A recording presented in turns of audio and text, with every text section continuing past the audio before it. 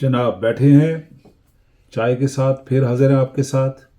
और पिछली एपिसोड में हमने डिस्कस किया था कि क्रिमिनोलॉजी को डिफ़ाइन कैसे करते हैं। डिफरेंट ऑप्शंस पे बात की थी कि अगर हम जिस भी कॉन्टेक्स्ट के साथ क्रिमिनोलॉजी को डिफ़ाइन करेंगे, उसकी ब्रांचेस जो हैं उसको आगे डील करती चली जाएंगी। हम एक किसी पैरामीटर में क्रिमिनोलॉजी की डेफिनेशन को मुकम्मल तौर पे नहीं रख सकते। जिस भी कॉन्टेक्स्ट की ज़रूरत होगी उस कॉन्टेक्स्ट के मुताबिक हम इसको डिफ़ाइन करते चले जाएंगे। ये फ्लेक्सिबिलिटी जो है इसकी खूबसूरती है और इसमें मज़ीद जो रिसर्च है उसको दावत देती है। आम तौर पे जो बड़े क्राइम हैं वो 8 या 9 समझे जाते हैं, और इसकी ज़रूरत उस वक्त महसूस हुई जब पुलिस डिपार्टमेंट जो है वो पूरी तरह फंक्शनल हो गया। तो फैसला ये हुआ कि जो बजट है, जो रिसोर्सेज हैं, जो ह्यूमन रिसोर्सेज हैं, उनको कैसे हम डेवलप करें ताकि जो क्राइम है उसको भी कंट्रोल किया जा सके, पुलिस की जो है पब्लिक रिस्पेक्ट जो है वो भी बहाल रहे और लोगों का क्रिमिनल जस्टिस सिस्टम पे एतमाद भी रहे। तो फिर एक यूनिफाइड क्राइम रिपोर्टिंग सिस्टम बनाया गया जिसको यूसीआर कहा जाता है। और ये यूसीआर जो है ये उस डेटा पे बेस करता था जो रिपोर्टेड क्राइम है। जो एक विक्टिम जो है पुलिस को जब अपना कोई भी जो वाक़या है उसको जब रिपोर्ट कर लेता है तो उसको पुलिस जो अपने पास रिकॉर्ड कर लेती है, उसको एक एफआईआर की शक्ल देती है, फर्स्ट इंफॉर्मेशन रिपोर्ट की शक्ल देती है। और ये जो क्राइम है इसमें आमतौर पर murder, rape, robbery, aggravated assault और थेफ्ट और व्हीकल थेफ्ट, इस किस्म के बड़े बड़े क्राइम जो हैं वो शामिल हैं। और 1930 में ये मुकम्मल तौर पे यूसीआर जो है वो फंक्शनल हो गया।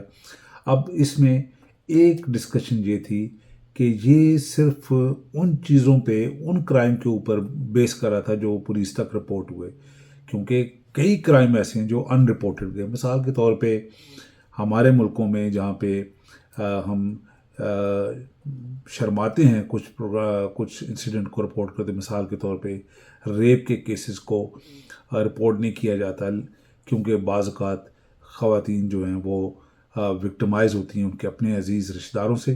तो आम तौर पे तमाम फैमिली जो है इस चीज़ को रिपोर्ट कर से दरगुजर करती है कि इसमें मज़ीद इंसल्ट होगी और हो सकता है कि इस बच्ची या बच्चे की कल जो है वो शादी में प्रॉब्लम आए। इस तरह चाइल्ड सेक्सुअल अब्यूज़ के केसेस जो हैं वो बिल्कुल मिनिमम है। और दूसरा जो बड़ा जुल्म है वो ये है कि जो पुलिस स्टेशन तक पहुंच भी जाए उसको भी इतना फ्रस्ट्रेट किया जाता है कि आमतौर पे पुलिस जो है अपने कारकर्दगी ज़ाहिर करने के लिए क्राइम रेट को कम से कम ज़ाहिर करने की कोशिश करती है। उनकी ख्वाहिश होती है कि अगर मुझसे पहले कोई सुपरिटेंडेंट पुलिस आया है, अगर उसके ज़माने में फॉर इंस्टेंस एक महीने में 30 क्राइम रिपोर्ट हुए तो मेरे ज़माने में वो 29 ही होने चाहिए। अगर वो उसके क्राइम ज़्यादा हो गए तो फिर वो उसकी नाअहली साबित होती है और आवाम को फ्रस्ट्रेट किया जाता है। इस वजह से उनके जो क्राइम है वो रिपोर्ट नहीं किए जाते। इस चीज़ को काउंटर करने के लिए जो यूके है या जो अमेरिका है उसमें बड़ी पेशरफ्त हुई और तकरीबन आज से कुछ अर्सा पहले वहाँ पे एक national incident based crime victimisation survey जो है उसका आगाज़ हुआ।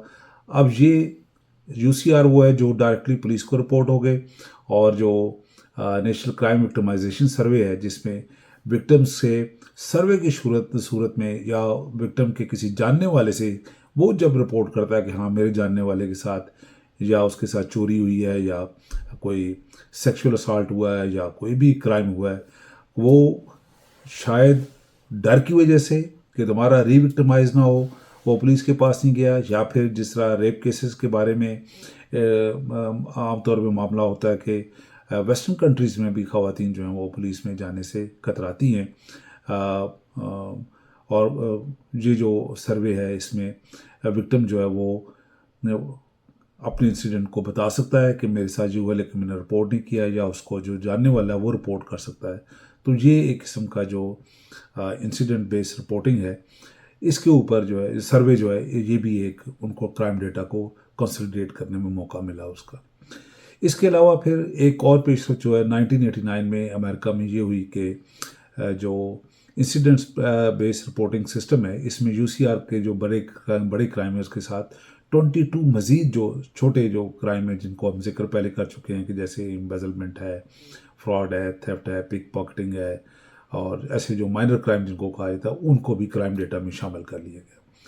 تو اب یہ تقریباً یہ 46 اسپیسیفک کرائمز کا ایک ڈیٹا ہے جو ایک بڑے اسکیل پہ پولیس کے پاس اویلیبل ہے۔ پھر ہم آگے جا کے یہ بھی ڈسکس کریں گے کہ کرائم ہاٹ اسپاٹس کیا ہوتی ہیں اور کرائم ہاٹ اسپاٹس کو آئیڈینٹیفائی کرنے میں پولیس یا جو سوسائٹی ہے اس کو کیا فائدہ ہے اور کس طرح کرائم کنٹرول میں یہ چیزیں سامنے آ سکتی ہیں۔ تو اس کے علاوہ جو ایک اور جو طریقہ ہے وہ وکٹمائزیشن سروے کا ہے۔ وکٹمائزیشن سروے میں بھی دیکھنے میں یہ ہے کہ کچھ لوگ جو ہے انہوں نے ہچکچاہٹ کا مظاہرہ کیا ہے، جو لوگ کرائم کو رپورٹ نہیں کرنا چاہتے، اور وہ جو کرائم ہے جو ان اکاؤنٹڈ فار ہے، جو UCR میں بھی نہیں آ رہا، انسیڈنٹ بیس رپورٹنگ میں بھی نہیں آ رہا، تو وہ جو کرائم جو بچ گیا ہے، جو ان رپورٹڈ ہے، اس کو ڈارک فگر آف کرائم کہتے ہیں۔ اور عموماً کچھ سرویز اس بات پہ بھی کیے گئے کہ جو ڈارک فگر آف کرائم ہے تو وہ شاید رپورٹڈ کرائم سے ابھی بھی کہیں زیادہ ہے۔ یہ میں بات کر رہا ہوں کہ ویسٹرن کلچر کی بات کر رہا ہوں، جہاں پہ لوگ پولیس جو ہے وہ لوگوں کے ساتھ ہے اور لوگ کرائم کو رپورٹ کرنے میں ہچکچاہٹ کا مظاہرہ نہیں کرتے۔ وہ ٹیلی فون پہ وہ اپنے موبائل اپلیکیشن کے ذریعے کسی بھی انسیڈنٹ کو رپورٹ کر سکتے ہیں۔ اگر وہاں پہ یہ سچویشن یہ ہے تو آپ دیکھ سکتے ہیں کہ ہمارے تھرڈ ورلڈ کنٹریز میں کیا حالات ہوں گے، جہاں پہ پولیس ریلیکٹنٹ ہے آپ کی کسی بھی رپورٹ کے اوپر موومنٹ کرنے کے لیے۔ اور دوسرا یہ ہے کہ ہماری جو پولیسنگ ہے، جو میں انڈیا پاکستان کی پولیسنگ کی بات کر رہا ہوں، یہ ایک ری ایکٹیو پولیسنگ ہے، پرو ایکٹیو پولیسنگ نہیں ہے۔ پورے کا پورا سسٹم ہی ری ایکٹیو پولیسنگ پہ ہے۔ جب ہم پولیسنگ کو ڈسکس کریں گے تو اس وقت ہم یہ جو ٹائپ آف پولیسنگ ہے، پرو ایکٹیو پولیسنگ اور جو ری ایکٹیو پولیسنگ ہے، اس کے اوپر بھی بات کریں گے، کیونکہ پاکستان میں جب تک FIR کا اندراج نہیں ہوتا تو پولیس کے پاس اختیار نہیں ہے کہ وہ کسی کرائم کو انویسٹیگیٹ کر سکے۔ تو پولیس اپنی کام کو کم رکھنے کے لیے کوشش کرتی ہے کہ لوگوں کو فرسٹریٹ کرے اور FIR کا اندراج نہ ہو، کیونکہ اگر FIR کا اندراج ہوگا تو پھر ان کو اس کو پرسو کرنا ہے، اور جو پرسو کرنا ان کے لیے مشکل ہے۔ تو یہ وہ تمام معاملات ہیں جو کرائم، پالیٹکس آف کرائم کہلاتے ہیں۔ ہم مزید اس پہ بات کریں گے۔ اپنا خیال رکھیں، چائے کو انجوائے کریں۔ اللہ حافظ۔